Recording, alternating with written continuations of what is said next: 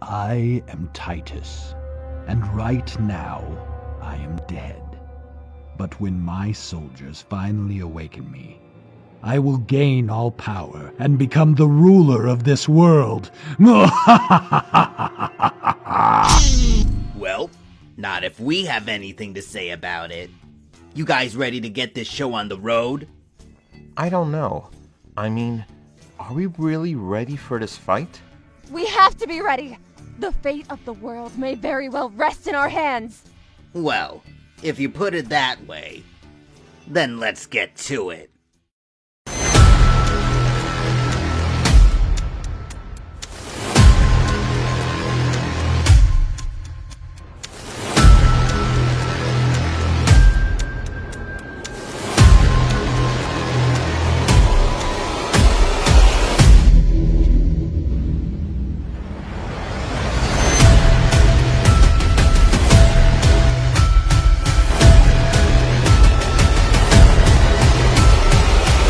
I will win this battle, Carlavon. You may win a battle, Titus, but you will definitely lose the war.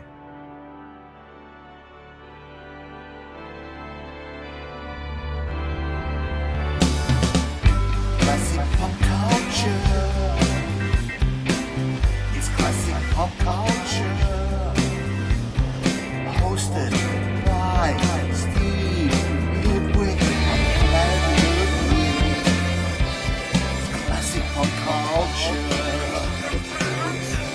It's classic pop culture. Classic pop culture.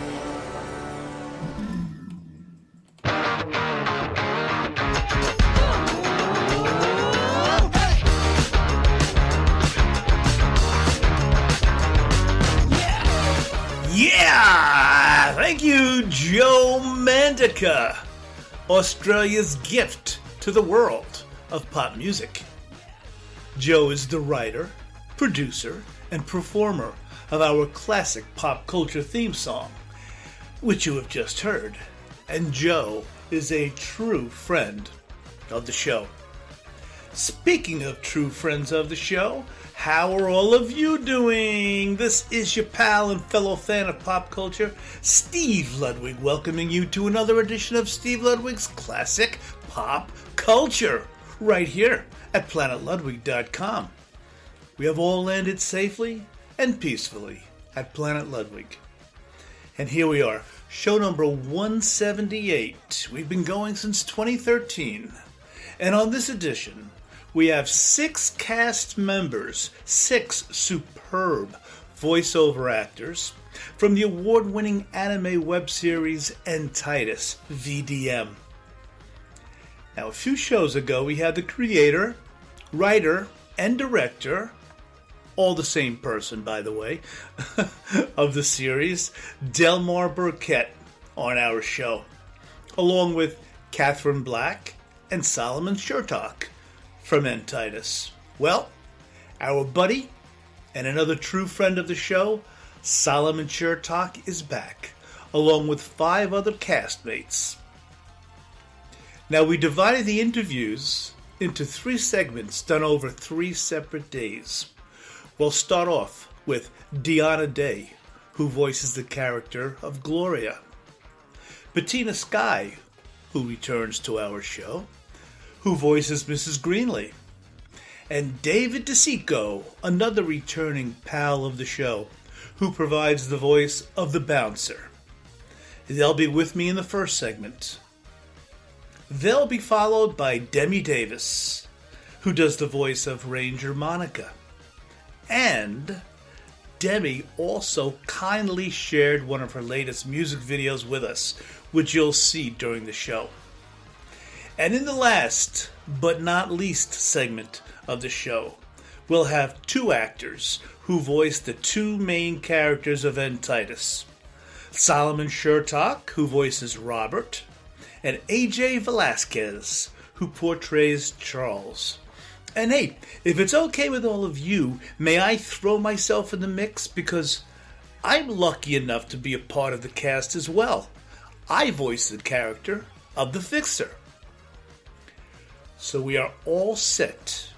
We are in talent overload.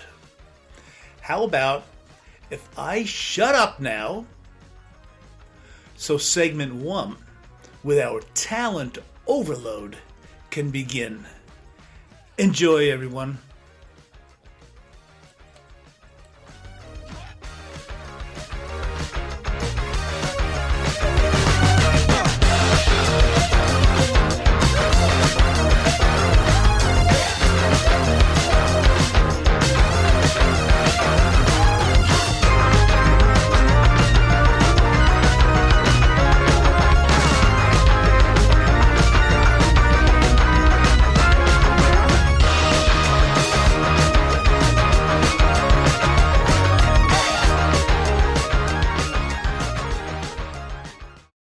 And here we are, 3 really fine actors joining us together, but at separate places. We have DeAnna Day as Gloria Francis. We have David DeCicco as the bouncer. And as Mrs. Greenlee, Bettina Skye. Hello. Bettina and Dave are our returning champions. I'm so glad that DeAnna is with us for the first time. I hope it's not the last time, DeAnna. I hope not. Okay. Now, we're going to talk about episodes 5 and 6, because the 3 of you are in those episodes.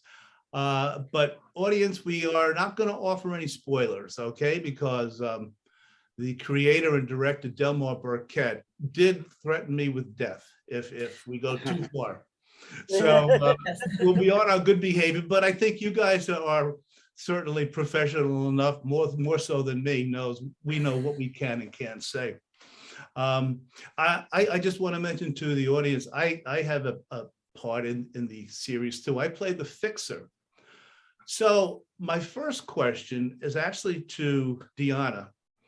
Episode 5, which premieres March 27th. Episode 5 is called Gloria, named after your character. Now, I checked the episodes before. I don't see an episode named The Bouncer. I don't see an episode named Mrs. Greenlee. There's no The Fixer episode. What kind of end do you have, DeAnna? How can you get an episode named after your character? Well, Gloria wreaks a lot of havoc, right? I mean, she causes some problems. So I think that, that's probably why the episode might be named after her, because she stirs up some trouble. Yeah, how is it playing? Giving things away, she causes problems. Yeah. How is it playing a villain, if you don't mind me using that term? Oh, I loved it. It's the first time I played a villain. I usually play nicer, sweeter characters. So it was very freeing, very exciting. And I want to play more villains. I like them. I love them. Yeah. This is to the 3. We'll just go around the table here. And of course, I'm certainly a layperson when it comes to voiceovers. This is my first voiceover role ever. How much tougher or easier is it for each of you to do voiceover versus, I don't want to say regular acting. Acting is anything but regular, but the more conventional acting. Bettina, why don't we start with you? We'll go up, then Dave and DeAnna. Voiceover acting as opposed to conventional acting in front of a camera and things like that. I like that question. I'm only recently doing a lot of voiceovers. I guess since 2020 hit, I started doing quite a lot of voiceovers. And I was very worried at first because I'm so used to acting with like everything, full body acting. And I actually have a friend who's like doing so many voiceovers for lots of stuff. And I had a long chat with him. And he's like, just make believe it's like you're on camera. It's the same thing. You're creating a character and let that expression come through your voice as if you're acting, and don't worry about it too much. And that's kind of what I did. I got into the character like I would on film, and I just did it like that. So I thought that was great advice. He's kind of like doing so well with voiceovers, and that like one sentence he told me really inspired me to be comfortable with all these voiceovers I've been doing. And like, I have another friend who who's like a genius sound guy. So he told me what microphone to get. And so, I had a lot of support. All of a sudden, people were like, do it this way, do that. And then somehow I'm like doing all these voiceovers, and I like it. It's fun. And I like this character in the series. I love having a role in a series. And I love the animation because they make me look really good. I like the way they drew me. Look really good, Bettina, regardless. Come on now. Yeah. I do want to give a shout out to Pedro Musa, M-U-S-A. He's the animator of the and Titus. So I wanted to mention. Yeah, the anime looked great. Oh, I love the drawings. Well, David, I'm going to move over to you. What is it important for you, and of course, DeAnna and Bettina, jump in here if you like, but do you have to see in an animated thing what your character looks like to get the feel of the voice? Because we don't really see that when we first get the script. Oh, the description's enough. Oh, is it? Okay. Yeah. Just to me, the description's enough as well. But seeing the anime could be helpful and maybe add to character development. But just from the description, I can run with a character. Okay. Well, good. And Dave, what do you voiceover versus traditional acting? Well, what I like about voiceover work is there's less of myself to critique. It's just my voice, and then stepping this way, not to worry about fumbling and stumbling or my own feet or anything like that. And just keep doing it until somebody likes it. Yeah. I did a bouncer once or twice for my audition, before I submitted it, and he liked the audition, and he's just used that for my character.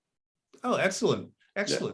How about you, DeAnna? What's your? I find the voiceover work liberating because I can be self-conscious sometimes and overly critique myself. And that way I don't have to worry about, am I making a weird face? How do I look? Yeah. I go with the voice, and it's very liberating to me. So I've really enjoyed voiceover work. I'm relatively new to voiceover work, but I'd love to do more of it. Yeah. We can blame Pedro for any of the characters' expressions and things like that. Right. Right. Exactly.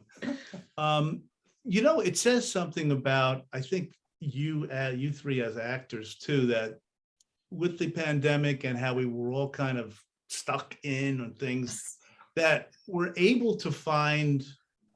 My camera's getting weird. Sorry. Oh, we're losing Bettina. Back. Oh. You're back. Could you hear me, Bettina, when I was? Yep, I heard the whole thing. Yeah. Okay. No, you didn't, because I said something very nasty about you. I'm trying to ignore it. No. He was waiting for his moment. No, but you all found a way to, during the pandemic, work and make the best out of a bad situation. I think that says a lot about the human nature, especially of actors, that you guys just figure out a way to keep going. Did you find that what is it? Necessity is the mother of invention. Mother of invention. I really feel like pandemic or not, there's always a way to keep going, even if it's just starting on your own.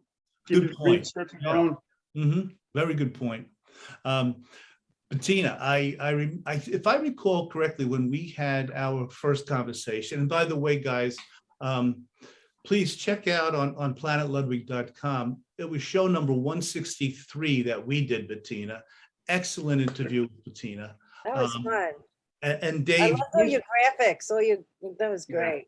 Oh, yeah. Thank you. Actually, 158 was the show for you. I'll have that on screen. And David, you show 163.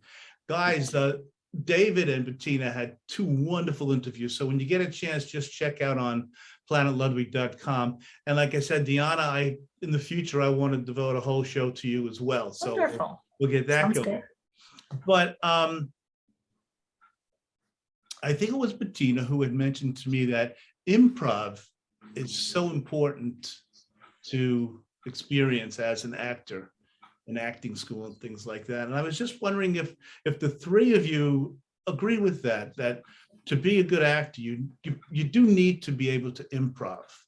Bettina, I think you're the one that I talked with. So why don't we start with you? How important is improv as an actress, as an actor? Well, I think it's helpful to get into character. It's helpful when you're on set and you just want to play with the other actor, just to get used to the chemistry and how everyone's coordinating with each other. That's a lot of fun to use. And sometimes a director will use that take. You know, if you're improvising or you're not even aware that they're filming, like sometimes right before or right after a scene, and you're just in your character talking, the director can use that take. And now that's kind of like sometimes a really good take because you're not trying too hard, you know? It's almost as if you're, I don't want to say relaxed, but Yeah, you're In a just in bit. it. You're in your moment. Sometimes when you feel like you're done and you're not doing the script anymore and you're just like talking, your character can come out like unexpectedly. And I Mhm. think a really good director will keep filming when you're not aware of it and then like use that take. I've seen that happen a lot. It's nice. David, I saw you. Yeah, I feel like improv humanizes you more. Yeah. Oh, Yeah. okay. Yeah. Is it scary? To It can improv? be. Yeah, Oh, it can be. I think it would be. I'm not an actor. But Especially when you're on like a big time professional set, you know, you don't really know the boundaries. Mhm. So, yeah, it makes it a little more. Some people don't do that. Some people don't do improv because of that, because they don't want to mess up. Mhm. You know, but I do feel like it helps. Yeah. DeAnna, how about you? And I want to know, are there boundaries to improv? I think that there are some boundaries, but like Dave said, it can be difficult to tell what those are. And that's why if you're on a set and you don't really know anyone, Hear you anymore. a little bit tricky. I took a lot of improv classes at Upright Citizen Brigade, and there weren't a lot of boundaries there. That's what made it so fun. I mean, sometimes it get a little naughty, sometimes it color, but it was kind of within those confines. We kind of had permission to do that. On a set, it would probably be a lot different.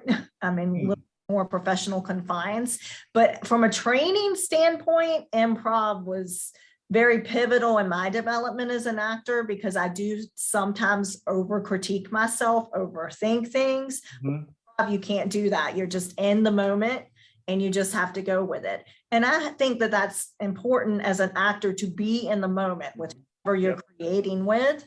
That's vital. So I think improv helps with that. I know you can each only speak for yourselves, so I'll ask each of you individually, but I'm thinking generally, are actors, do you feel their own worst critics? How about you, Bettina? Are you your own worst critic, do you think? No. No, oh, that's interesting. Oh, I love it so much, and I've gotten a lot of feedback that it's, you know, good. So. Oh no, I mean, I've don't- seen your work. I You're don't- wonderful. But Oh, when you see thank your you. work, you mean- think, oh gosh, I could have done this different or that. I'm thinking it lately. I did something that was, you know, a bit more of a higher level than what I'm used to. And I'm thinking about that just one particular scene, like maybe I could have gone deeper now. But then usually when I see it, I'm like, no, that was good. Like, you know, I like it. Wonderful. And I like how it Mhm. done. And I think it's important to not give yourself a hard time. What's that? That cuts off creativity. You don't need that. That's not helpful.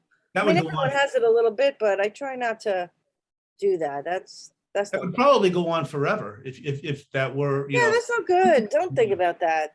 Mm. Just, you know, you want to get to the next creative moment. So you're just wasting time being critical. It lowers your vibration. It's terrible. Don't do it. How do you feel about That's that, what I DeAnna? say. I agree with her, but it's something that's an ongoing, I totally agree with her, but it is an ongoing struggle for me. I am pretty much my own worst critic, but I have worked, I'm a lot better than I used to be, but that's still a work in progress for me. It probably comes with experience as well, you know, being more and more comfortable in your performance. I'm my own worst critic with every single thing I've done. And Okay. Doesn't help. personality that I am. Not helpful. Yeah. How about you, David?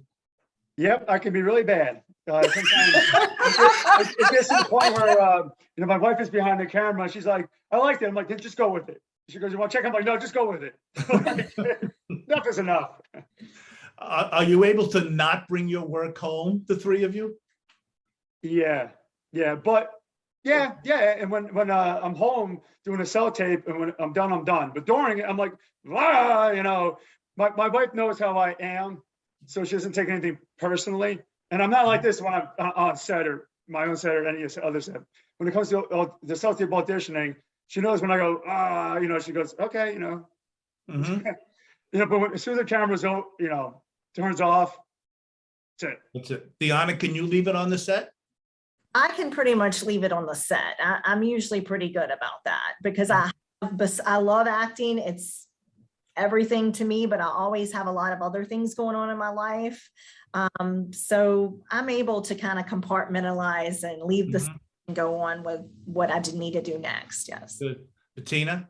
I mean, I need a little decomposing time. If I'm in like some crazy character, No. I gotta like get in my car and do something to like let go and bring myself back, bring like the important parts of myself back in my body. It's not just, easy to do that, but I can do it. I have to do it. Otherwise I'm walking around with the wrong mindset, so I have to go through a transition period, and I can generate that transition period. And Bettina, And I'm sorry, David, go right ahead. Yeah, when I'm doing my the Trevor movie, I'm in front of the camera and behind it. I can drop it on a dime, even if I'm still dressed up.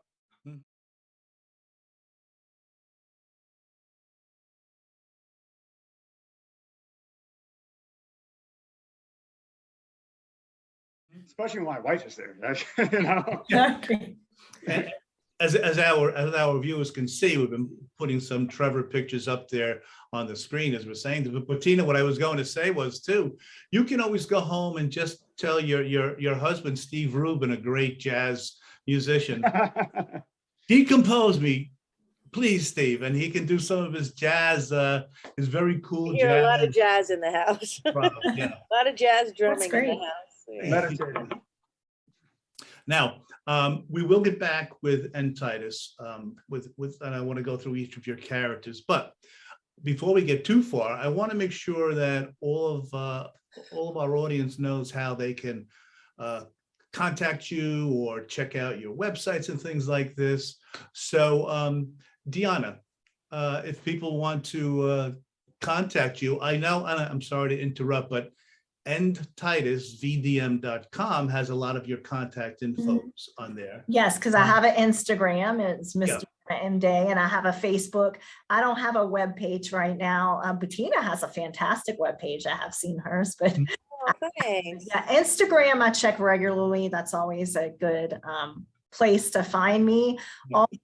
Forewarn people because I'm helping with the animal sanctuary now. There's lots of cat pictures. So if you don't like cats, maybe don't follow me right now.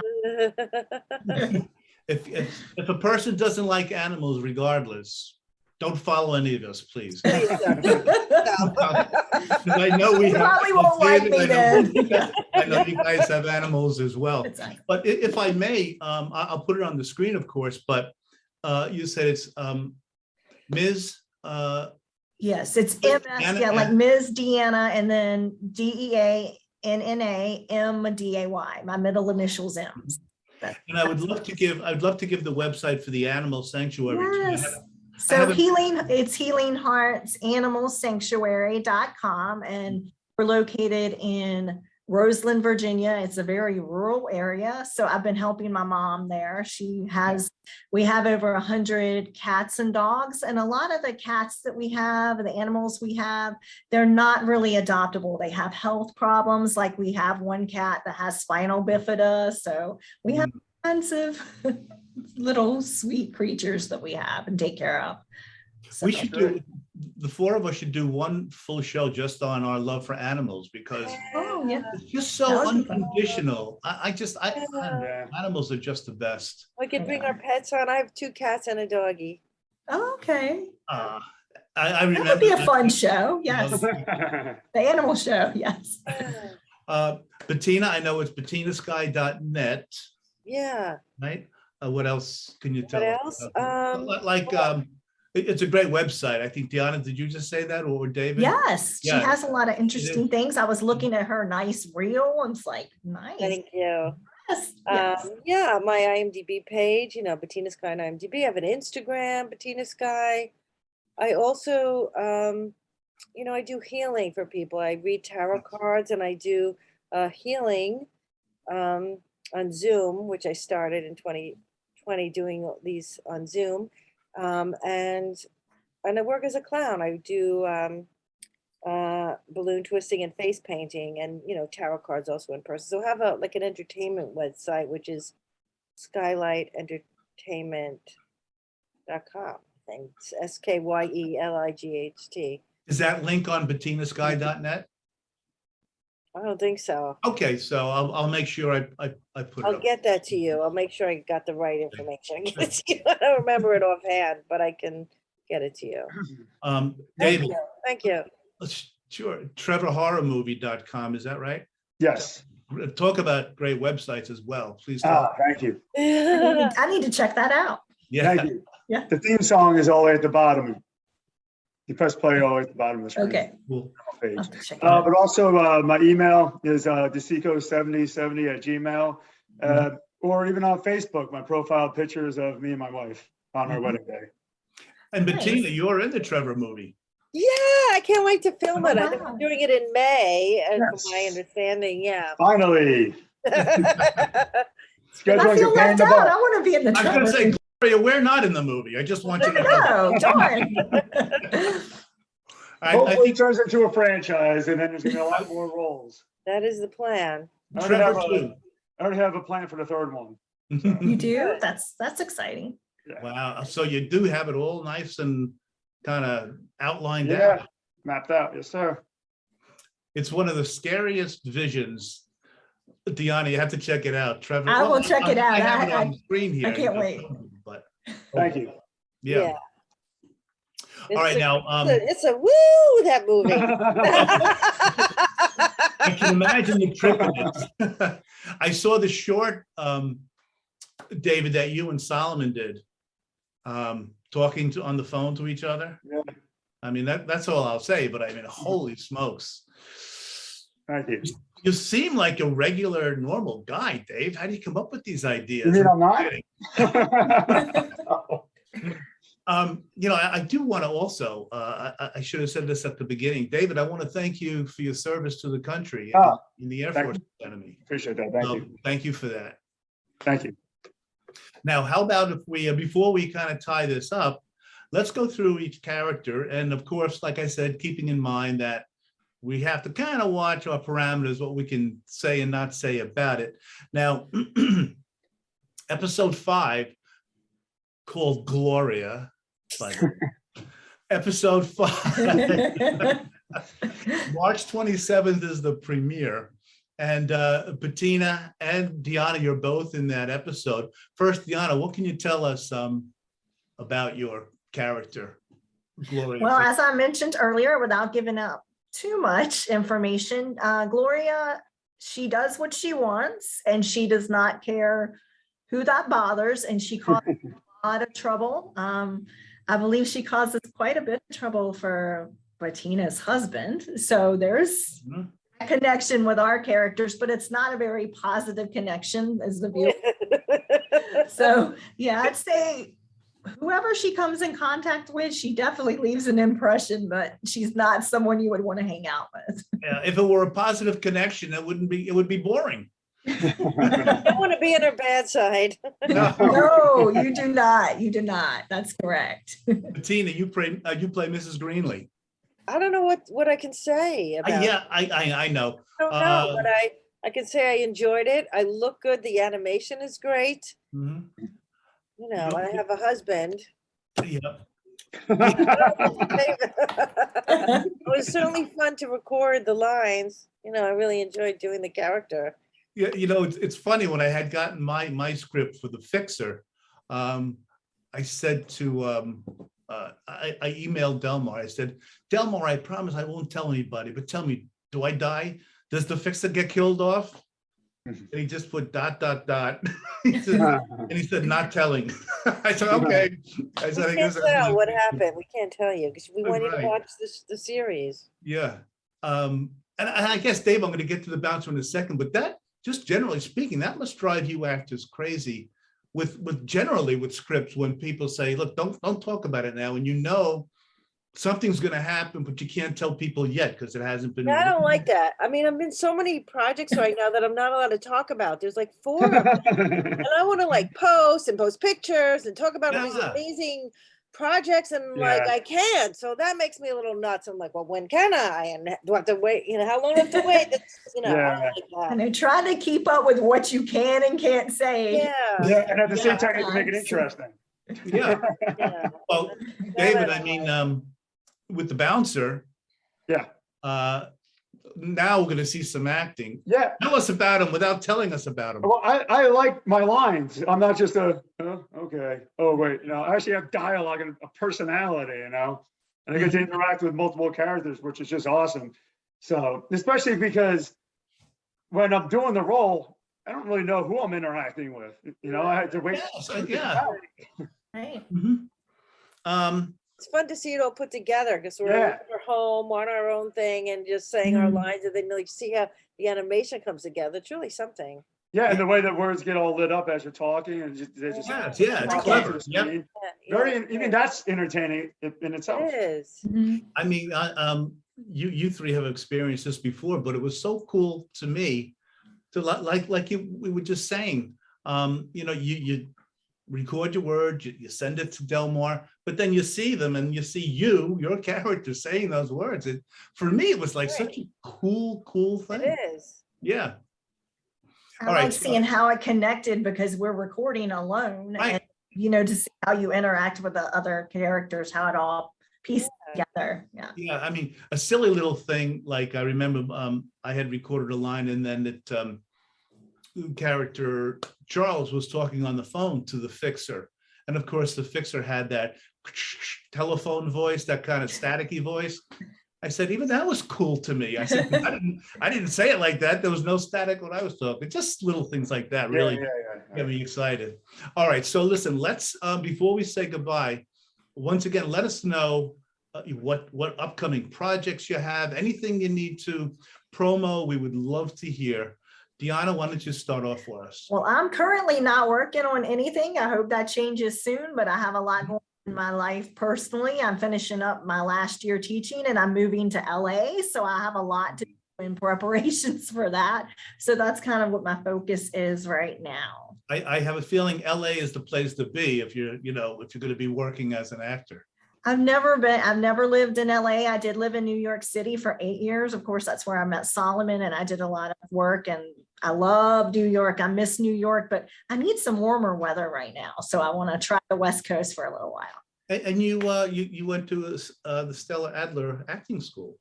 In New York. I studied there. I studied at T. Shriver as well. Yes. Yeah. Very good training there. David, I know part of what you're working on is Trevor. Yeah, that's the main thing right now. I get auditions here and there, but that's where all my focus is.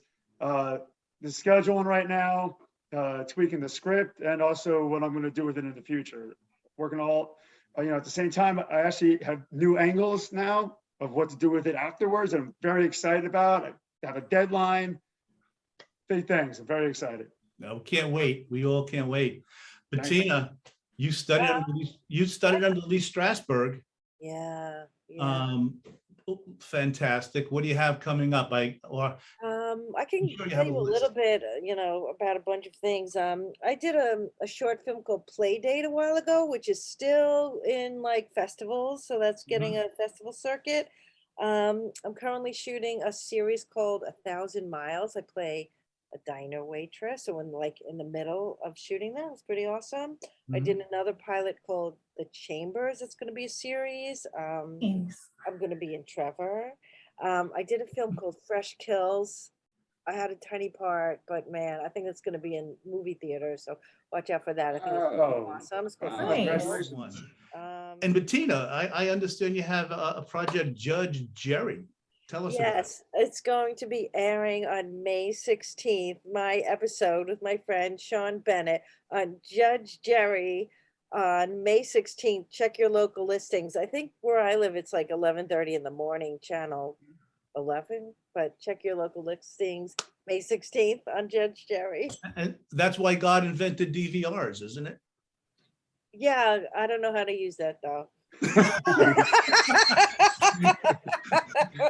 I'm not in the 21st century yet either, Bettina. Don't worry about it. Yeah. BettinaSkye.net, I'm Really? sure, has Yeah. everything listed for us, right? Say that again? I was going to say BettinaSkye.net. I'm sure we'll have everything listed for us. And if you have an hour, you can read her credits on IMDb. If you have an hour to. Yeah, she has a ton of credits. I have a handful of credits on IMDb. Yeah, me We're too. doing it all the time. Well, being you mentioned that, I have to say this. I love. This is my very first voiceover, any kind of acting job with anything, and I used to be a co-host with gentleman Evan Ginsberg. He's the associate producer of The Wrestler, starring Mickey Rourke. Anyway, he did a pop culture show. He asked me if I wanted to be a co-host. I said, sure, why not? So we did that for a few years. And so now, because of Titus, I'm on IMDb, and my IMDb entry is a picture of Evan Ginsberg. And it says Legends TV, and that's my entire IMDb. There you go, boy. Wow. We talk about a long list. Not even my picture on there. It's an impressive credit, though. Hey, it's something. It's a start. It's a start. It is. I guess you'll have to fix that, too. I'm sorry? I guess you'll have to fix that, too. A good one. That's why I'm the fixer. Thank you, thank you. DeAnna, David, and Bettina, I hope, again, this is not the last time we all speak together on the show here. I can't thank you enough for giving up the time, and I can't wait to see where all the characters go, and I really appreciate your time. Thank you so much. Thank you so much. Congratulations, everybody. Yes, everyone, congratulations. Great to meet you.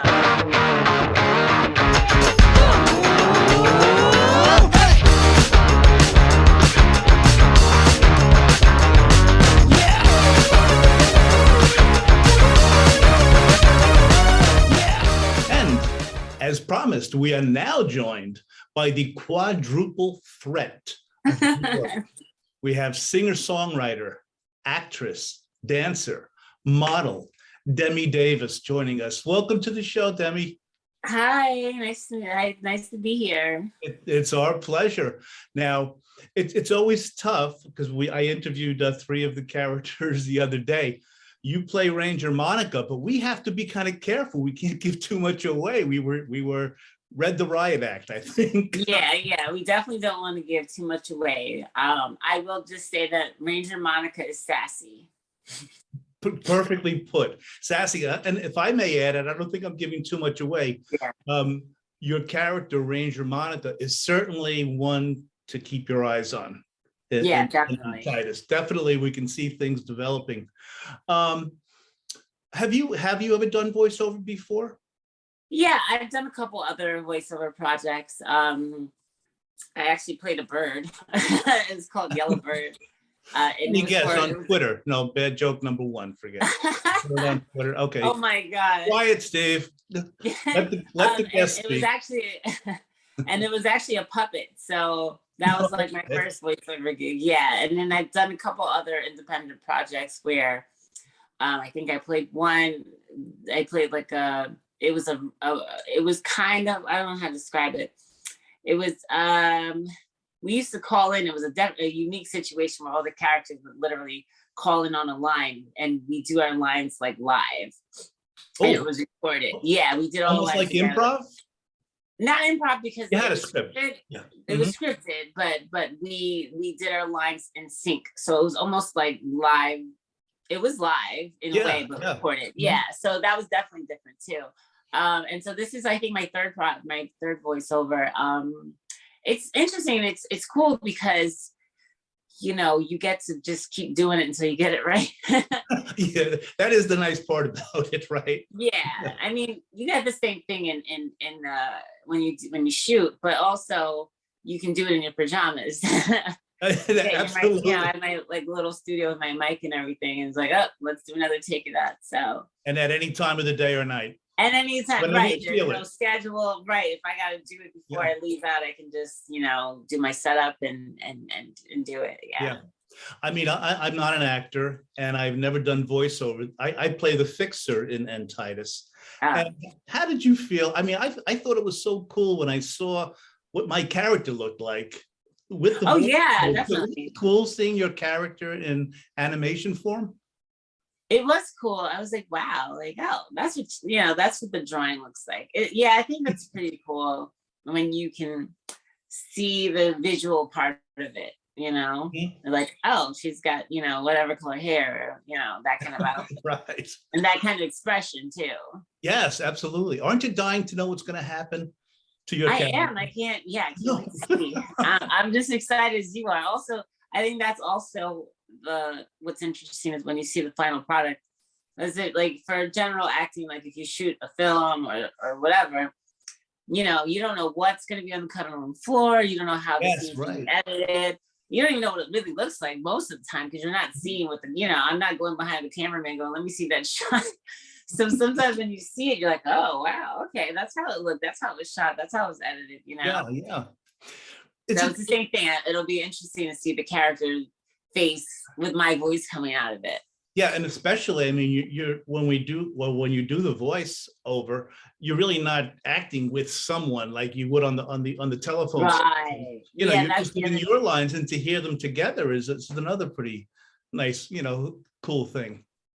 Definitely, yeah, that's another thing, right? It's not like you're doing your lines alone, so you're not feeding back off of the other actors. So you kind of really have to use your imagination. Can't play off. Yeah, to volley back the line so that it's believable. So that definitely is another element. Yeah, and do you? I won't say do you prefer one to the other, but is it tougher to do voiceover for you, or more of a conventional acting, which is not tougher because obviously you're great at what you do, but I mean, do you find one more of a challenge than the other? I think they're just different. They're very similar but very different in the sense that I know what you mean. Yeah, I understand. Yeah, I mean, acting it's there's more to it because you've got hair and makeup, you've got an outfit, you've got your angles, you've got your marks, you've got the other person most of the time, unless you're doing a monologue, you got the other person, you're acting off of them. So, and then you're at the location, you're on set, there's a whole thing. Yeah. Whereas voiceover, like I said, I'm in my pajamas. Exactly. Looking crazy, my hair up somewhere. You don't even have to take a shower if you don't want to. Yeah. Before you start. On my mic, I'm like trying to drink some water. And then trying to get that voice right, and then you do it. And then of course you got to do multiple takes, right? Because you want to get it right. And that's the other thing too, like making sure the take was right. Did I sound, was the mic on? I think it's more technical on my end. So as opposed to a camera person who's getting everything, all I have to worry about is where I'm standing and where I am on camera. I'm responsible for the text. So I've got to listen back. Did that sound good? Was there a weird sound in the background? Is there a filter? Am I too close to the mic? Am I too far away? Those things, come into play and then sometimes I have to get warmed up. Sometimes I'll do a couple takes. It's like, you know what? I needed to warm up and that wasn't great. So let's do that again. And then, because sometimes you do a whole bunch of separate tracks for the voiceover. And then you go back and you listen to them. You're like, those first three were not as great as those last three. So let me fix these. Yeah. So it's a little bit of back and forth, making sure your voice is good. But that's the other thing too. It's really just your voice. So making sure that you sound good, and not drink too much or be hungover or, stay hydrated. So that's what I would say would be different. And it must be tough too. Like, when do you decide, okay, this is it. This is the one I'm sending to Delmar, because I've sent some stuff in and I've said to myself, oh shit, I shouldn't have sent that one in. That one stunk, But when do you know when it's good enough? Does it drive you crazy sometimes? No, so the thing about me is good, right? Yeah. Well, because I have a musical background and I'm used. Yes, I want to get to that. Yeah, so it's a little different for me because I also do music and I'm used to recording studios and the headset and everything. I'm used to the way my voice sounds, and so I know when, because sometimes too, while you're doing it, it sounds good and you hear it and you're like, ugh. or you think it sounds bad. I mean, there's times where in my mind I tripped over a word, and when I listen, I'm like, oh, it came out fine. It's fine. So I think it's just, I'm used to listening to myself when I do music. So when I'm speaking, it's kind of the same thing where I can do it and then listen back, and I'll close my eyes and like, okay, if someone was saying this, does it sound good? And then if it doesn't, I'll go back. If, there was a weird noise, because that's the other thing too. You can't move, you can't make little noises. So there's times where like, I'll be like, I'll get too much into it and I'm like, what? And I'm like, oh wait, I shouldn't have made that noise. Now it's on the tape. So yeah, it's being quiet. Yeah, it's that being quiet. I remember one of the first time I had done, like I said, I had never done voice. So the first time I was recording, so of course I put myself in this room, closed the door, but right next door in the living room, we have a cuckoo clock. And I completely forgot about it. Here I am thinking I'm getting everything right here. Cuckoo, cuckoo. It was like 3 a.m. I hear 3 cuckoos. I said, shit, gotta put it down. So I know what you mean. Every little thing you have to be careful. Every little thing. I have a cat, and then that happens too. I'll record, and then I hear her meow, and I'm like, shut up. I throw something like, shut up, you ruined my tape. Well, you know what you do? You just email Delmar and tell him to put a cat in the script. Just put a cat in there. Yeah, it'll be good. It'll be good. Just draw one up, have somebody draw it in there, and just add it to the. So now listen, with our intro, I described you, rightfully so, as a quadruple threat. What did you do first? Dancing, modeling, singing, acting? Oh, good question. Thanks. I don't know. What did I do first? That's a very good question. Or when I don't think I can answer it. I think they all happen at the same time. I mean, I can see how one might lead into the other or cross over anyway. Yeah, to me, they all are entertainment related. And so, I mean, I started writing music when I was 13. So I know the origin of my music. Wonderful. Wow. Yeah, I was 13 and I just got ideas for songs and I would start writing. Acting, I've done since I was in school, the school I was going to say school plays you started? Yeah, so, I guess you could really say since like, 3rd grade, I don't know. Yeah. But I would say professionally, like, right around like high school and stuff, I would say like, that's when I really was like wanting to do more TV and film and stuff like that. So I had a theater background, and then as I got a little bit older, then I did TV and commercials and stuff. But the bug actually went back to 3rd grade. Seriously. Yeah. Right? What happened? The bug for acting really went back to 3rd grade for you. Yeah. I would say you know what? Yeah, this might work out. Yeah. Oh yeah, definitely. And then dance. I mean, I used to be on the dance team. I took tap for a little bit. So that one, I would say dance was like probably the later one as far as that goes. Cause I've always been doing dance, but like serious in class, like, that was more the later stuff because I mean, I could dance, but I wasn't training. So I was taking, I was going to Alvin Ailey, taking hip hop and ballet. Yeah, Alvin Ailey. I saw that in your bio. Wonderful. Yeah. I started taking Ailey classes, which were intense. Plus, when you get old, as you get older, I think you have better coordination. So I could see dancing coming a little later after. Well, it was also that I was doing. I mean, I could dance, but I wasn't so technical. So it's like for my own routines, or if I did a video, I would do a routine, but I wasn't so technical. So they go in this class. I got more technical. Yeah, it's a lot of work though, and a lot of sweat. I can only imagine. I mean, it's a great workout though. Yeah, but does it get to the point as a dancer that you don't even think about it? Can you just dance? You know what I mean? Like you always thinking, okay, not exactly. I would say for me, my biggest problem as a dancer is my memory, because I'm not good with counts. Usually in dance you use counts, so it's like 1, 2, 3, and 4, 5, and 6, 7, 8. I'm more of a movement person, so and I've tried to get back to do numbers because it's actually better, because then if you switch to music, you can still do the routine. But I'm so used to music that I'm listening to the music and then the beat and then just remembering what the move is. So if it's like, you know, I'm going this, then this, as opposed to 1, 2, 3, and 4. That's right. Yeah. So that's always been my issue. Yeah, it's just remembering, especially with a teacher that goes really fast.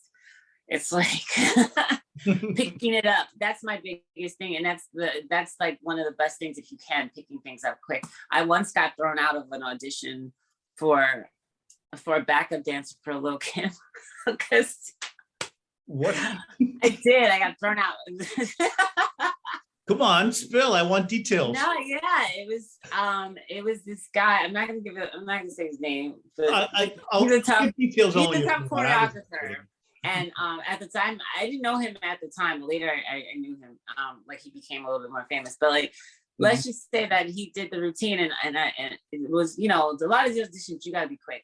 And at the time, like I said, I wasn't as trained as I am now. So when it was okay, here's 1, 2, 3, and 4, 5, and 6, 7, 8, whatever. And it was me and this other girl doing it, and we were both just a little bit behind. We weren't as fast as you. They're like, all right, you guys got to pick this up or you're out. And we're both like nervous, and we're both like trying to pick it up quick enough. Because me, I'm like, if I need more time, like I'm a time person. Like if I have more time, I'm gonna get it and I'm gonna get it good.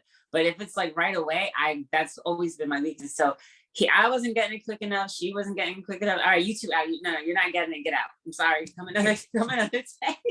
So as you were walking out, you said over your shoulder, you guys were going too fast. I was just right.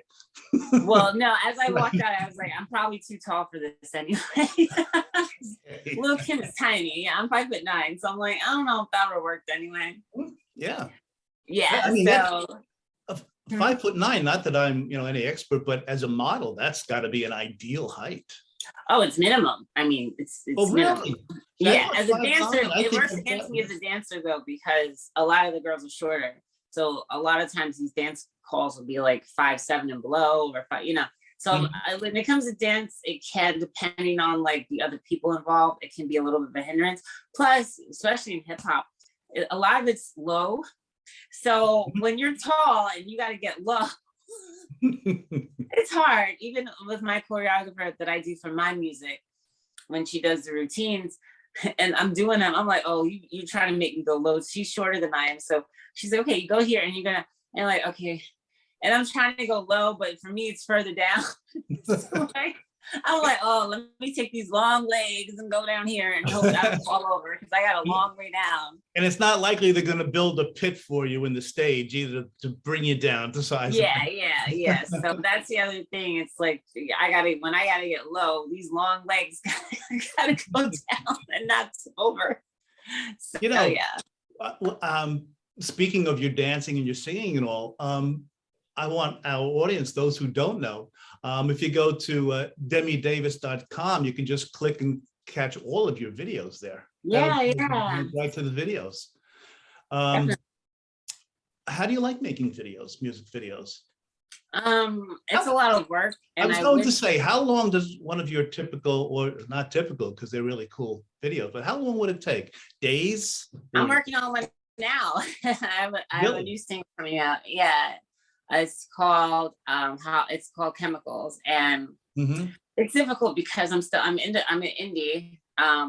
So like I'm not on a label, so there's no one going, all right, here's your 2K or 5K or whatever, $500,000 to do this, you know. So I'm basically in charge of everything. I gotta think of the concept. I gotta hire the person shooting it. I gotta get the editor. I gotta figure out the actors. I gotta figure out the concept. So all of my videos, they were pretty much all my concept and all my. Wow, wonderful. Yeah, I watched them, you know, in preparation for this. Really, and I think if you need to do as an indie artist, I mean, that brings out your creativity. Oh, I got to. Because no one else is going to do it for me. Yes, exactly. Yeah.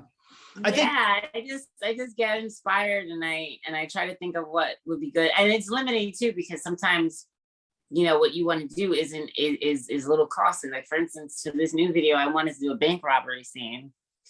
And you know, that gets pricey too. Cause like, I'm like, okay, I just want to rent the bank.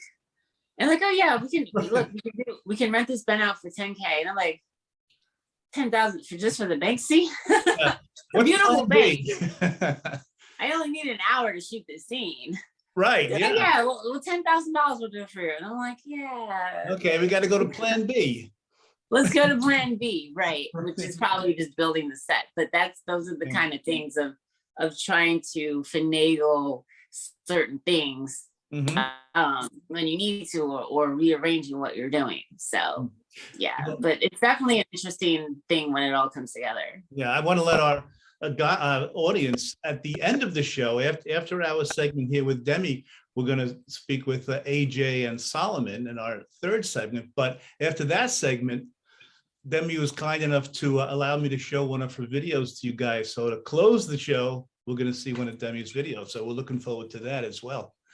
Yeah. Now, you've appeared on Blue Bloods, The Good Wife, Smash. I mean, this is such an unfair question, but you prefer acting, dancing, modeling, singing, or is it just your love can go 4 different ways and equally you love everything?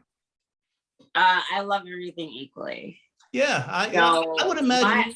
My ideal week would be, on set for a role into the next day. I'm recording, which I've done before. This has happened, but it's my favorite time when everything aligns. Where I've got to shoot something one day, and then the next day I'm in the studio, and then the next day I'm learning a routine, and then the next day I'm doing it. Just because I love performing. I'm a performer, and so whenever I get to perform, whatever medium that is, I enjoy it, and I enjoy the different mediums. So it's like when I get to do each one in a sequence, I love it. I love jumping from a shoot to a recording session to a another to a photo shoot. Yeah, I thrive on that because I really enjoy it. I really enjoy the process.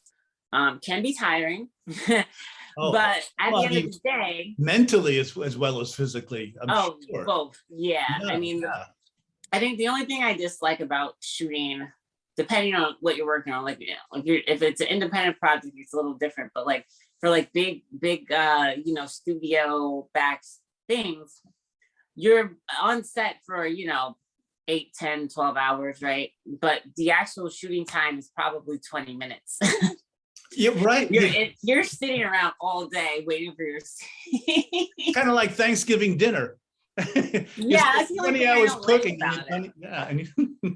Yeah, you got to kind of keep your energy up because it's like that they're doing their setup. So it's like, okay, you got to get your wardrobe together, and then you're waiting for the lighting and the sound and everything to be set up, and then you're on set, and then you're ready to go, and then you're doing your thing. And then now they're doing the next scene, so you're like another 2-3 hours. You're just sitting like la la la. At craft services, eating everything because you're. But you hear that so often. Then you take a nap. Yeah, you hear that so often with actors. How's it working on a movie? Boring. It really is. I mean, for all that however many hours you're on, it's really a lot of downtime, and so. It's a really funny hurry up and wait kind of thing where you're just literally like catching up. I bring movies with me, like I'll chat with the other cast, but I just bring busy work because I know I'm just gonna be sitting there, and I'll take after crafty, I take a nap. Now I'm sure pretty much being in charge of your own music videos, you've already directed, there is directing in it. Pretty much director, yeah. I was going to say, have you thought down the road to directing something and not even acting in it? Is directing in your future, on a larger scale? I never really thought about it. Time's not right. Yeah. Okay. Yes. Yeah. I'm in front of the camera kind of person. So for me, that's my thing. Could I do directing or the other production kind of stuff? I probably could, but it's not something I really lean toward. Yeah. Yeah, like I'm a spotlight queen. So that's yeah. Maybe I might feel different about that later. But as of right now, it's not really my trajectory. Yeah, and when you think about it, not too many actors or actresses do direct. Yeah. I mean? Some do, but yeah, I think if you've got that love of just performing, that certainly takes precedence over being behind the camera. Yeah, definitely. I mean, yeah, and I've done it, like I've even done my own, independent productions. I did a pilot called Girl Problems a couple years ago, and I'll say one funny scene was this guy. He was supposed to you work with, one thing about that is getting to work with different people and their personalities. But I'll just say there's this one scene where the guy had to be like flirting, but he was coming off like way too harsh, but like he didn't want to take the criticism.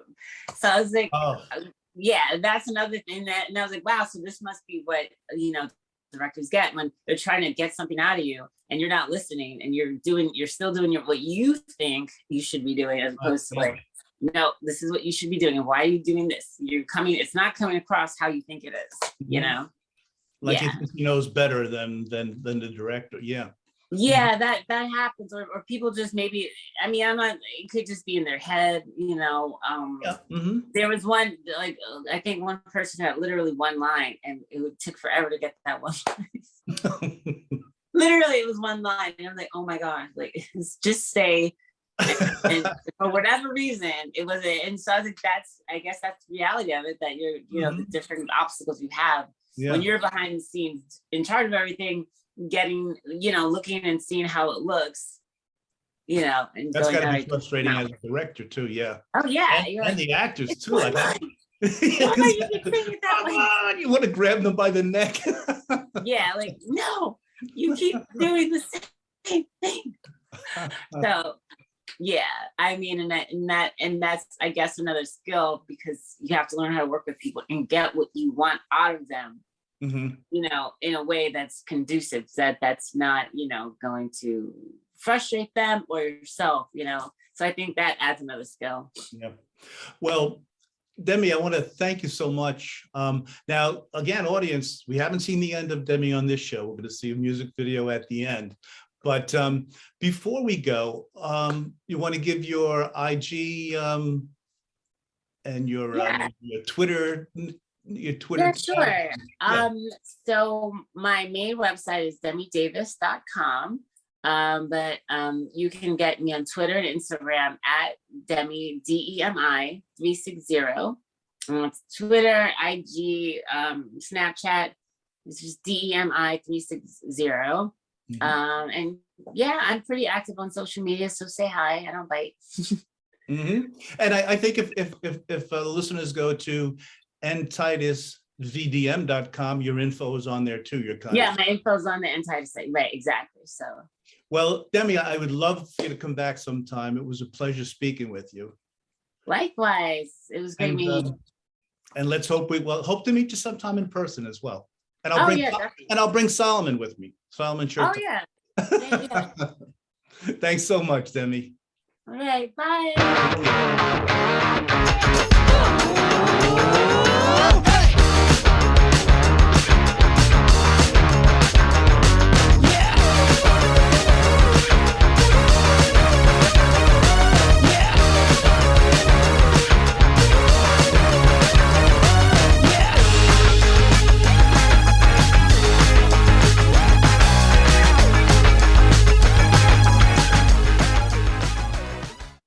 Which brings us to our third excellent segment with the two main characters of Titus.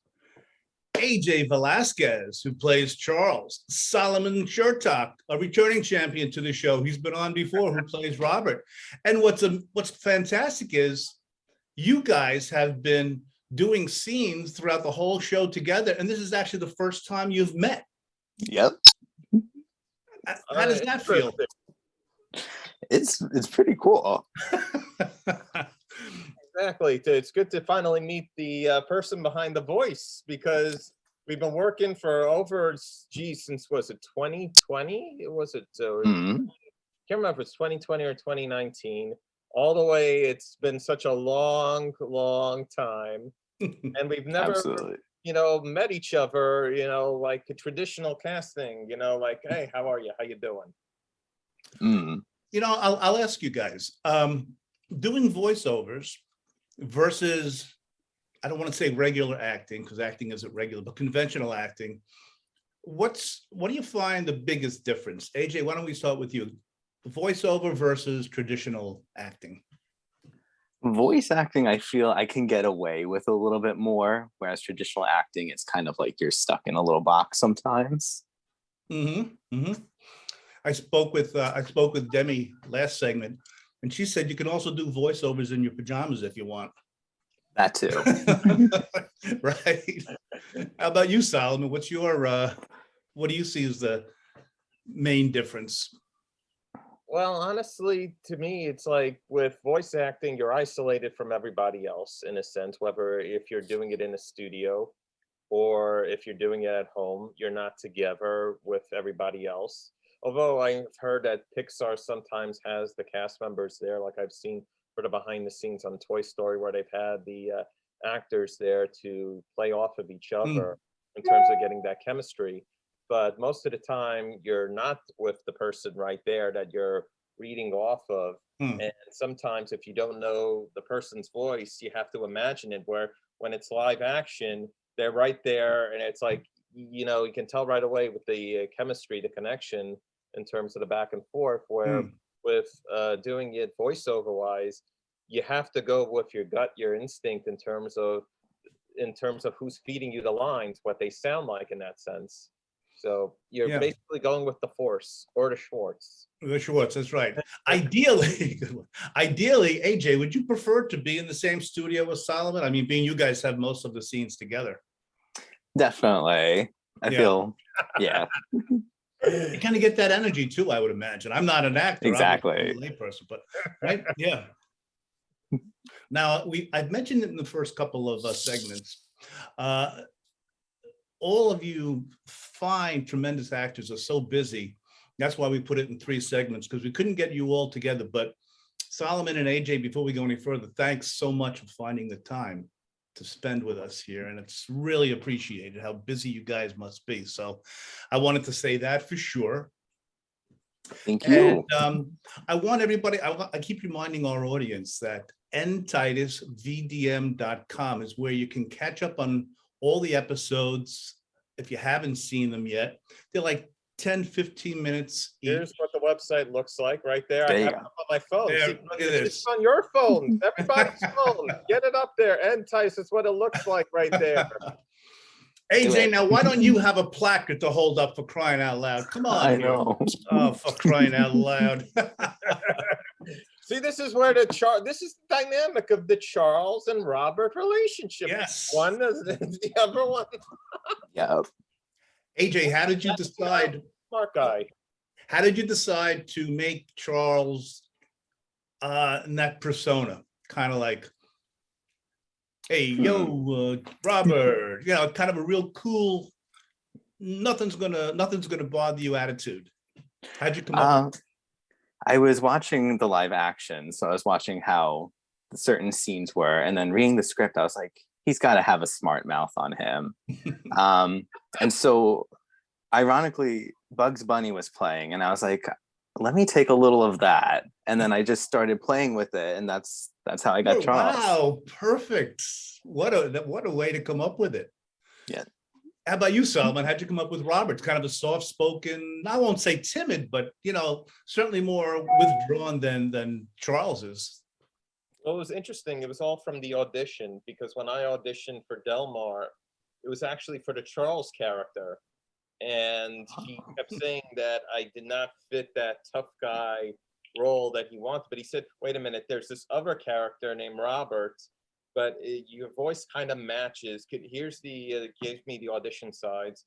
He had me do the reading. I sent it to him and he said, you're Robert, right after I sent it. So it was more like he wanted it to be more intellectual, more neurotic, more, I don't want to say Woody Allen-ish in that sense, but kind of you get that vein, you know, like where he's the intellectual who thinks he's the smartest guy in the room until he meets the fixer, Mr. Steve Ludwig, you know. But the whole thing was, as soon as he told me what he wanted right away from the audition in terms of that voice, you know, that's where I went with it, and you know, for Robert. AJ, did you pick up that Solomon said he was more intellectual than you? Yeah. Yeah, right. It was hard to miss that one. Oh, you meant Barbara's Gloria. Guy, come on, Charles. Oh, okay. He kicks ass. He gets the girls, and I'm not. I mean, I'm the one that's the complaining, the whole time. Like, oh, come on, what is with them? Come on, Charles. Stop hitting on that woman over there. Get it back into the game. Come on. Ladies man. Absolutely. What's it like? I mean, I'm a layperson. I'm not an actor, and I think that's obvious from my performance on the show. But what's it like? Really, not even like kind of reading lines and not knowing exactly where you're going at all times. I know when you get the storyboards and things like that. But Salman, why don't we start with you on this one? What's it like? Just kind of taking the lines and emoting, without the whole big picture, so to speak. What I try to do with each script is that I try to rehearse them, even though I'm not memorizing them, trying to rehearse them as many times as if we were filming this live action, in terms of, okay, try to get the rhythm down. And it usually will take maybe a week or two, so this way I can get that rhythm, so that when I'm finally recording it, it feels natural. Because that's the thing, what I want it to be, is that to feel like as if we're on location actually filming this, because I don't want it to feel like, oh, like you're reading it. Because that's the one thing I think that you want to stay away from, is that it sounds like you're reading the actual line rather than, making it feel natural. Let the emotion just come out in that sense. So that's my approach to it. AJ, how about you? I have a similar approach to Solomon. I usually just keep saying the lines over and over and over until I finally feel that something clicks. There's just a little, I don't know what it is, but there's like an energy, and I'm like, okay, this is how we're going to go about it. What's the most, if you can remember, the most times you had to go over a set of lines, AJ, before you were like, this is it? The most I did 50 times, because I was just like, oh, that's not it. That's not it. Now that's dedication. Thank you. Solomon, how about you? I know you're a perfectionist yourself.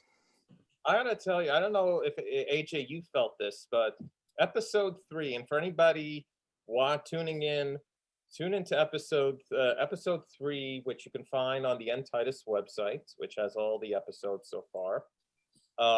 That was so heavy dialogue driven, and it's in 2 parts, that it was like so much dialogue in there between the 2 characters, because we're giving away, especially Charles's character is explaining to my character what the whole history of what's going on with Titus and these demons and the Spuds. And it was so much dialogue in that sense that I don't know how you handled all that dialogue, but it was like, oh yeah, I had to break it up in parts, because that was like so much dialogue we were doing in that episode. It was, which was broken up in 2 parts, that I had to break it up several times. I couldn't do it all in one recording. Totally kept getting tongue-tied. That must kill you. I mean, my lines are pretty much, straightforward and not too many at one time, but I must drive you guys nuts. Like if you have like a long, oration to do a paragraph, and then like a line from the bottom you screw up, you're like, oh shit, and then you got to start all over again. That's got to drive you nuts, AJ? All the time, especially being a perfectionist. It's like, yeah. Solomon, I'm sure that's happened. I'm not sure that's happened to you, but it's happened to you. I'll assume. What happens is, if I send the line out, this happens a lot. Delmar will say, he will email back and say, okay, try to sound more angry this time, or sound more sad here, or like he'll give the feedback. Which one thing I kind of hate by doing it this way, because I'm always accustomed to doing voiceover either in studio or wherever the director is. But since we're doing this from our homes, wherever we are, I kind of miss having the director being here, giving the direction as I'm recording it. So this way, because that's the one thing I always miss, is the feedback. Meaning it used to be, you get it right away, the feedbacks, where he would say, okay, say it faster, say it slower, calmer, sadder, meaner. Now you have to wait maybe an hour or 2 hours or maybe a day or so till you get feedback where you find out either, hey, you got it right, or like, crap, you have to say the whole thing over again, and it's like you wish you had that right there when when you sent it to him, because you had that, the meaning, everything was going, the juices were pumping right there, and you're getting the delayed feedback. So that's the one thing that I kind of miss, is having, the director, with Delmar being right here, but always email saying, okay, re-record the line, or you could do this thing this way, but he will send it. It just comes when it comes, either a couple hours later or maybe a day or two later when he gets to you. So it's about being patient, I guess. When it happens, you have to record. You feel that way, AJ, as well? Yeah, definitely. Being with a director is more ideal. Yeah. Yeah, just because like there's been times like with the long lines, I'll do them a certain way. And it's like, you gotta kind of go this direction instead of that direction. It's just, it can be tedious. Yeah, I could imagine. We'll certainly get back to end Titus, but with two talented guys such as yourself, I'd like to share with the audience some of your past, future endeavors. I mean, I checked on both of your IMDb pages, boy, some really very cool things. AJ, please give us a background as to what you've done, what you're going to do. Amazing. Ooh, thank you. Well, I originally started out as a background actor, and I just to get experience on set, and I was able to connect, and I landed my first short film role in What Happened Last Night by Candace Kane, and that bloomed into a little web series, New Dogs Old Tricks. And then from there, it was like a snowball. Things just kept coming and coming. And then when the pandemic happened, that's when I got into voiceover with Warlocks of Wrath High, created by Gabriel Jones. I play Kiko, a magical poodle. They go on adventures. It's great. So that was really my first experience. And then auditioning for N Titus VDM, Delmar giving me a wonderful opportunity. It's really cool to see how my skills have grown from start to finish. I see SVU as or Law and Order as part of your IMDb page, AJ. Yes. Very cool. That was my first background role that I ever did. I'm going to look for you because I have watched every show, at least SVU Law and Order. So I'm going to have to go back now and check it. Was it the long hair? Short hair as you have it now? Short hair. Okay. So I'll see me for 5 seconds. Yeah, but you are an SVU, AJ. That's the bottom line, right? Thank you. Yes.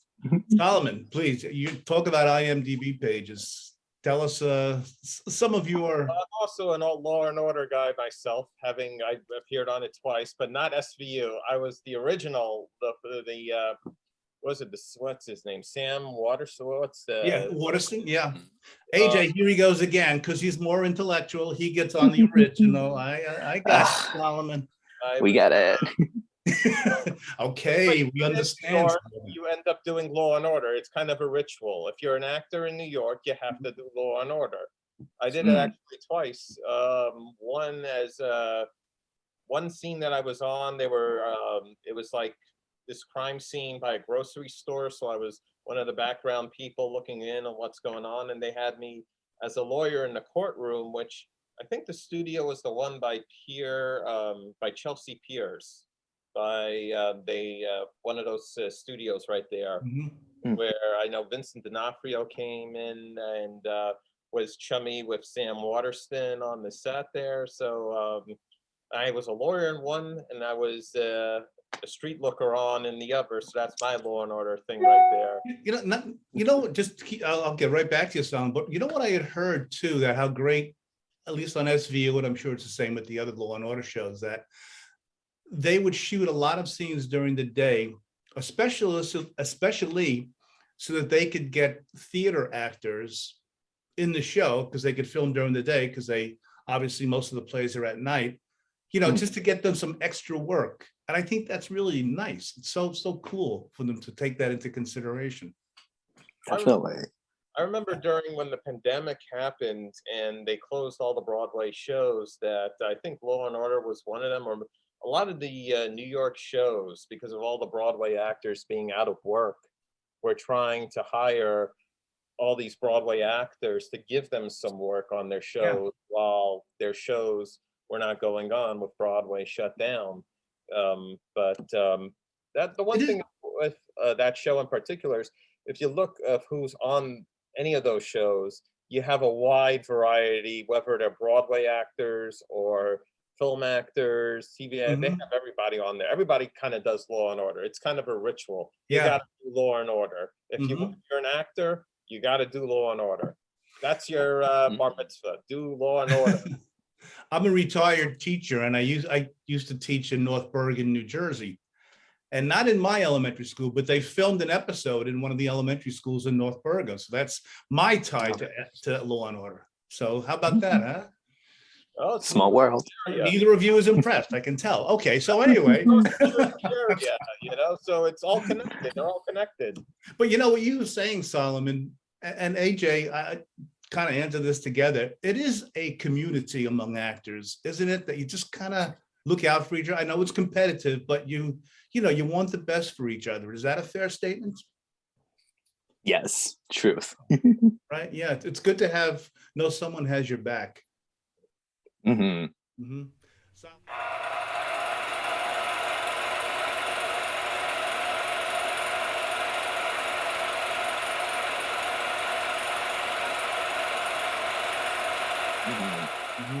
Solomon, I cut you off. Besides SVU, I know you have a lot of, Law and Order. I know you have a lot of other roles and things. I've done from everything from background work on Kate and Leopold, Rescue Me, Anger Management, Manchurian Candidate remake, to all these independent shorts, features, ones I've produced, ones I've acted in, from David's Apartment, It's All Relative, A Story About Ian.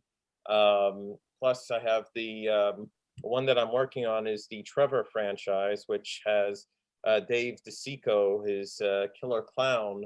Right, we spoke earlier, yeah. Which right now we're currently filming that short, is the first in the franchise. And been doing, since the pandemic started, been doing a lot of voiceover work.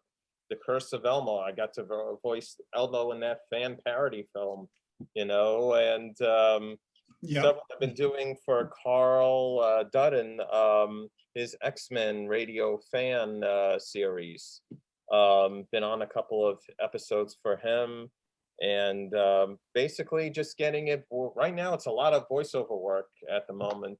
But in a way, do I miss the live action? Yes, but then again, I am doing the live action with Trevor, so in a way, it's like you miss it, but at the same time, it's like a new avenue with voiceover, except this time it's doing it at home rather than in the studio, which I'm accustomed to, where the director's there giving you the feedback. Right. I want to mention March 27th, coming up, is the premiere of episode 5 of Titus. Again, you see it on the screen throughout the show, everybody, but Titus, VDM.com. You can check out all the episodes there, and they're only like 10 or 15 minutes. There you go. There you go. AJ, I thought by now you would have devised something to hold up to, but how about next time, all right? Yeah. This is why I'm Robert and he's Charles. Come on. Exactly. That's why he hangs with you, Solomon. Charles and Robert play off each other very well. Exactly. But, each episode, everybody, is like 10, 15 minutes long. You can go to the website, and the episode, a nice little cast bios are there. All the cast, if you want to get their contact info, it's there. But March 27th is the premiere of episode 5. And now, what script are you guys up to? Episode 7, is it? 8? Have you gotten the script for episode 8 yet? 8 was the last one I remember. Yeah. And I know we can't do any spoilers, but the show is really, it was great from episode 1, but it is really evolving into there's great big like things coming up from here, from there, you know, incidents that you wouldn't have expected to happen. So guys, check out episode 5 after you've watched 1 through 4. Now I'm going to do something very unprofessional. I'm looking down at my notes here.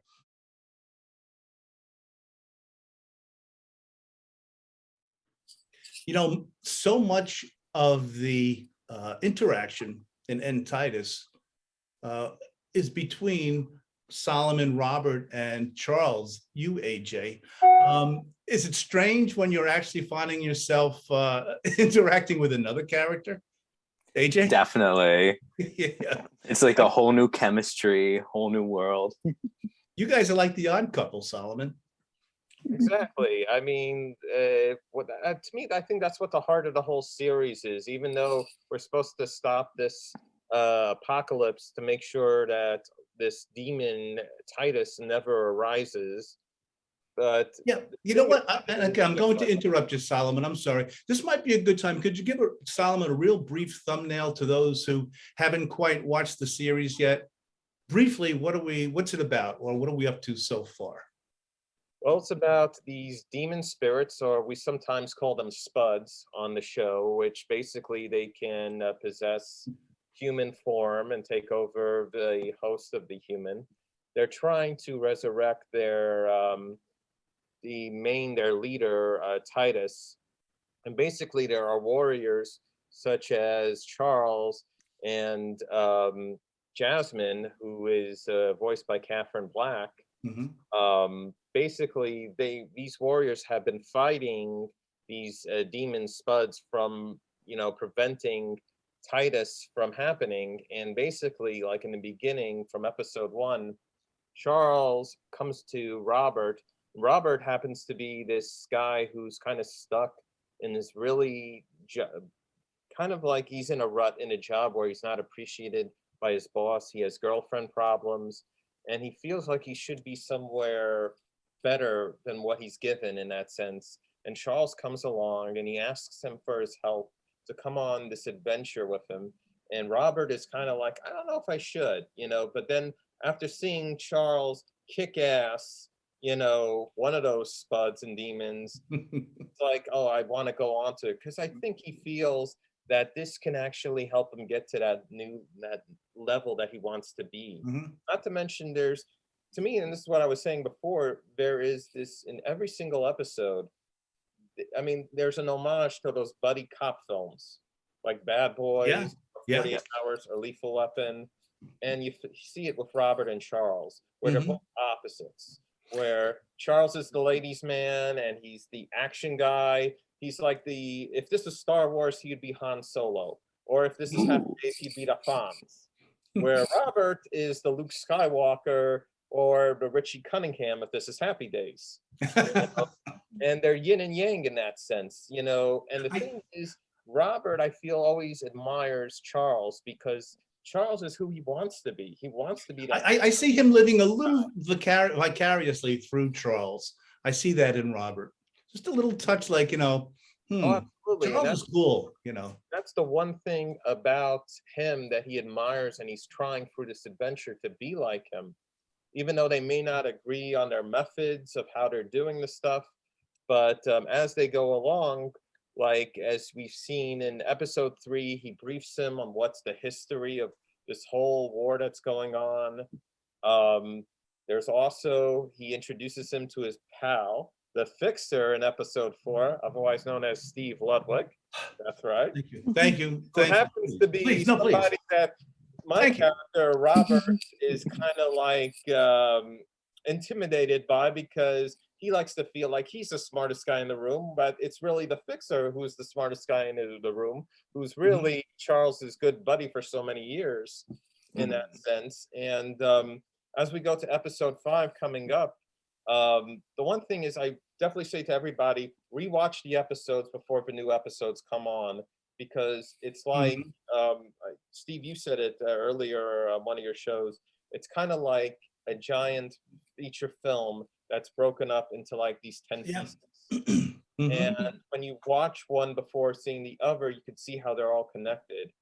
And the way that episode 4 just, which was the last episode, ended, it actually ended with a big revelation, which I'm not going to say here because I want you guys to watch it. Right. Go on the website to watch episode 4. You'll see a very big revelation at the end of episode 4, which going into episode 5, Robert is going to be definitely trying to adjust to what just happened in terms of that revelation. Yep. Because going into episode 5, 6, and 7, we're in the middle, act 2 of the series, where it's about to get darker, that their tag team, this duo, is going to be tested like they weren't tested in the first couple episodes, because episode 5 will have a murder, and they're going to be investigating it, and it's going to lead them down a very dark path where, like, one of my favorite episodes is episode 6, where that I think is probably, from what I remember, is the longest episode in the series so far. I think that's 20 minutes running time. But that episode is nonstop, wall-to-wall action. Mm-hmm. And but it's going on a very darker path. And at the same time, Robert will learn some backstory onto Charles, especially in episode 7, through Ranger Monica, which is voiced by Demi Davis. Yeah. Now, as actors, I'll ask you first, AJ. You know, Solomon just mentioned the action is really intense in so many episodes, but all that wouldn't matter if I didn't care about the characters. And this is very character-driven, this script. Mm. Would you agree, AJ, that really makes the difference in you caring about these characters? Oh, absolutely. I love whenever I have to voice Charles. Like it's like such a highlight for me. Mm-hmm. Yeah, and you care what happens to Charles. Charles can come off like a wise guy, a tough guy, but we love Charles, you know, and we really care about what happens to him. And I mean, Robert, Solomon, your character, Robert, is so lovable and likable as well. But do you also feel that if it's not character driven, it's a, you know, you're going to lose interest real soon? Oh, absolutely, because even though there is, and that's the one thing I love with this series, is the animation is amazing, you know, where you do see the bubbles, where you see the dialogue you can read on, where it feels like a live version comic book come to life right in front of you. But at the same time, when the action scenes do happen with the animation right there, I'm kind of blown away by it. But the thing is, unless you care for the characters, it's not going to matter. And as we're getting to the middle section, there are going to be characters that do get killed off, and it's going to be shocking to the audience. I have a feeling I know which ones are going to get killed off, but I don't want to say anything. No, I don't know. I really don't. I keep asking Delmar, tell me, Delmar. I don't care. I still love you, Delmar. Does the Fixer get killed? Not telling you, Steve. Okay, thanks, Delmar. It actually reminds me, and what I love with the show is it feels so much like the old-fashioned movie serials from the 40s, where, especially even with the Adam West Batman TV show, where every episode ends almost on a cliffhanger, right? Where you have to tune in for next time. And especially one of my favorite shows was 24 with Kiefer Sutherland, when that was on several years ago. And the thing about that show is you cared for the characters, and as the action unfolded in real time, the one thing that was, you know, amazing on that show is they didn't care. They'll kill off a character you like. So you might be watching and go, oh my God, they killed this guy off, or they killed her off. I can't believe they did it that way. And that's something that I feel Delmar has captured in this series, is that you care for the characters so that when some shocks coming up happen, you go, I can't believe that happened. Oh, why did that happen? Yeah. You know, and I know there's going to be an emotion from the audience screaming, whether, because I used to do that when I'm watching 24, like, oh, I can't believe that happened. You know, and I'm sure Delmar, the way he's designed the series, has it that way, where the audience is going to be screaming, you know, at the screen saying, oh, come on, why did you have to kill that character off? Oh no, this character lived, but that character died. Come on, you know, in a way you kind of want that from the audience to you don't know what's going to happen. Because you love the characters so much that you don't want to see them get hurt. You want to see them victorious. And he really put together this kind of like in serial form this wonderful story, which has its twists and its turns, and it's going to keep the audience guessing till all the way to the end. Not even us, as the actors, know what's going to happen until they get the script. I whenever I get my script, I'm not in every episode, but whenever I get the script, I'm saying, "Uh-oh, here it comes. I know I'm going now," so I'm not going to say what happens, but I do check it out to see if I'll be around. Well, listen, guys, I can't thank you both enough for giving us the time. It's so nice to see AJ. I know Solomon's been on the show. AJ, I'm so happy to speak with you as well. Solomon was saying, before you came on, he was saying, I can't believe I'm actually going to see AJ, the guy that I do all these scenes with. So AJ, it's such a pleasure to meet you. Years. Right? At least, 2 years at least, Carl. At least. And AJ, I hope this is not the last time. I hope this is not the last time you're on my show. It's such a pleasure talking to you, and I feel there's so much more we can talk about. So would you come on again sometime, I hope? Of course. Thank you very much. And guys, remember the segment before when I spoke with Demi Davis and we said we're going to end the show with one of the excellent videos by Demi Davis. I'm going to say goodbye to Solomon, say goodbye to AJ, and listeners, thanks so much for tuning in. And now to take us out, here's Ranger Monica, Demi Davis. Thanks so much, everybody. We'll catch you next time.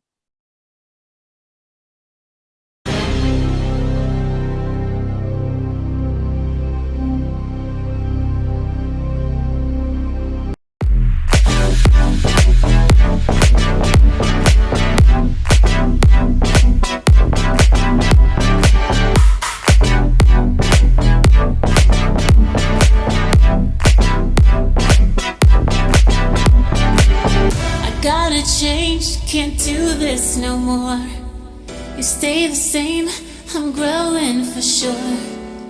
I'm out of time, I wish I could take you with me. I tried my best to keep you clean. You pushed me away, so I guess I'll leave. Can't take it back, just remember who saved your life. The ones that you love the most cut you the deepest. And now for one more, I deserve better. I gotta let you go, I can't do this anymore. You're draining my energy. It's not fair, it's not fair. I wanna keep you close, but you can't make up your own mind. Gotta do what's best for me in the end.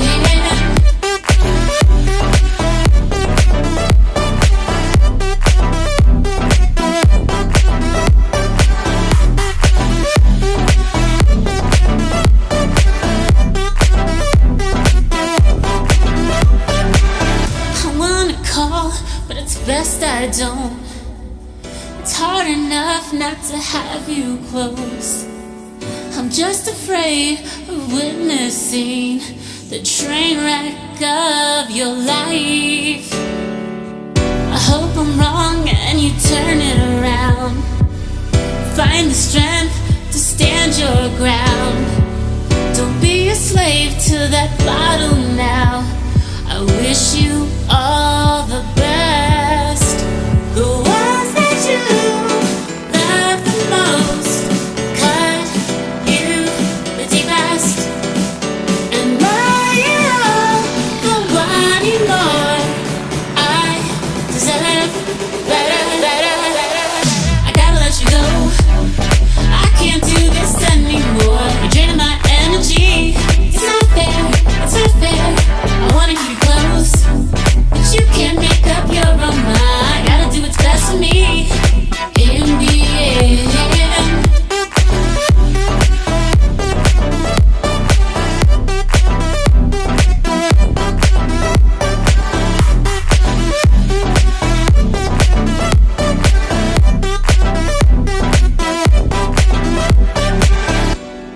I can't make your problems mine. I did all I could. time. This is where I say farewell, 'cause I can't watch you destroy yourself.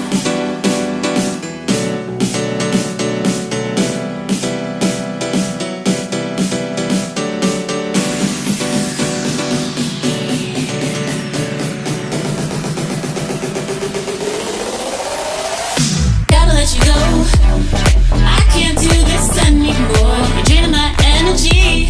It's not fair, it's not fair. I wanna keep you close, but you can't make up your own mind. Gotta do what's best for me. In the end, I gotta let you go. I can't do this anymore. You're draining my energy. It's not fair, it's not fair. I wanna keep you close, but you can't make up your own mind. Gotta do what's best for me. In the end.